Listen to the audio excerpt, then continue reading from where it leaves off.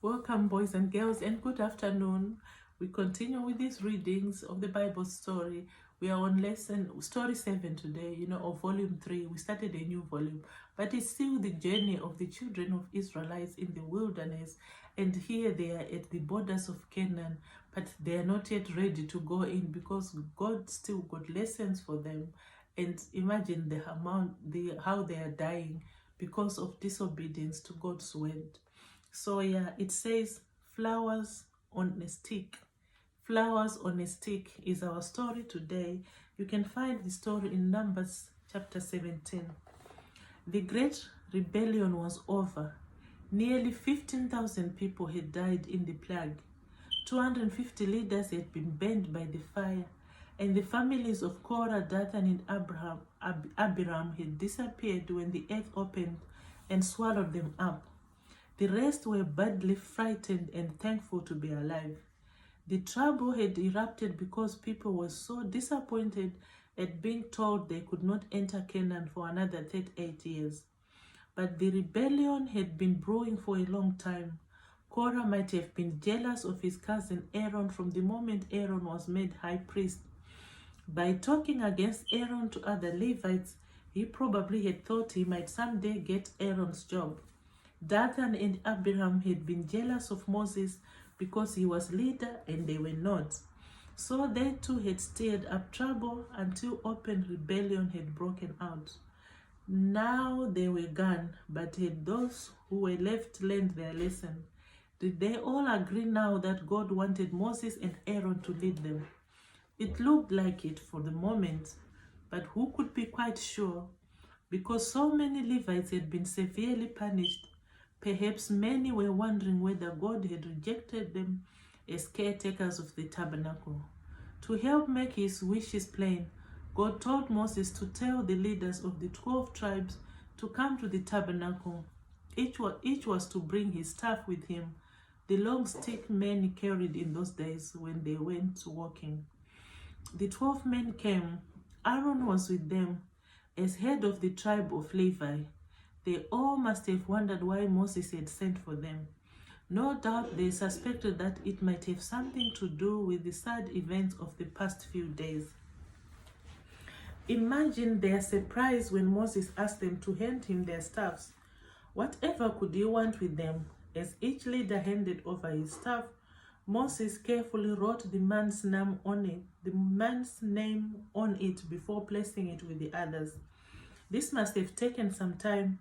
As they waited, then the men wondered what was going to happen next. When all 12 names had been written so clearly that there would be no possible mistake, Moses gathered all the staffs in his arms and carried them into the tabernacle. When he came out again, he told the men that they could go, but that they were to come back the next day. Moses explained that God would show them by a miracle which of the tribes he had chosen to conduct the service of the sanctuary, and which man was his chosen leader. The sign would be the blossoming of the man's staff. Birds and flowers would appear on the dry old stick. The men were excited as they returned to their tents. Perhaps they thought God would make a change in the leadership of Israel, and this was his way of telling them, someone other than Aaron might be high priest tomorrow. Which of them would it be? As they went on their way, people must have noticed that they had no staff. Have you lost your staffs? They asked. Oh no, we all left them at the tabernacle, they replied. We are waiting to see which one of them will blossom and bear fruit. The next morning, a crowd gathered at the tabernacle to learn the result, which, if any, of the staffs had blossomed. When the 12 leaders had arrived, Moses went into the tabernacle. Even he was surprised at what he saw, for one of the staffs not only had buds and blossoms on it, but ripe almonds as well. Then Moses brought the staffs outside. You can imagine how astonished everybody was when they saw that one of them had returned into a tree overnight. Whose staff is it? They cried. Come and see, said Moses. The 12 men eagerly pressed forward. Then they saw the name. It was quite clear and takeable, in spite of all the blossoms and the almonds around it. Aaron, they said. So there was to be no change in leadership after all. And they were all satisfied, for no one could doubt that God had spoken. Clearly, he still wanted the tribe of Levi to care for the tabernacle and Aaron to be high priest. Aaron was the only man who didn't get his staff back. God told Moses to take it into the tabernacle and keep it there as a sign to the rebellious and to put an end to their grumbling.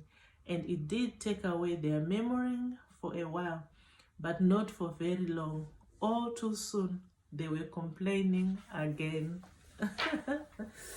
I think we need to change their name from Children of Israel to Children of Complaining. These people would complain. Thank you for joining me, boys and girls. I'm enjoying these stories. Honestly, I am. See you again tomorrow.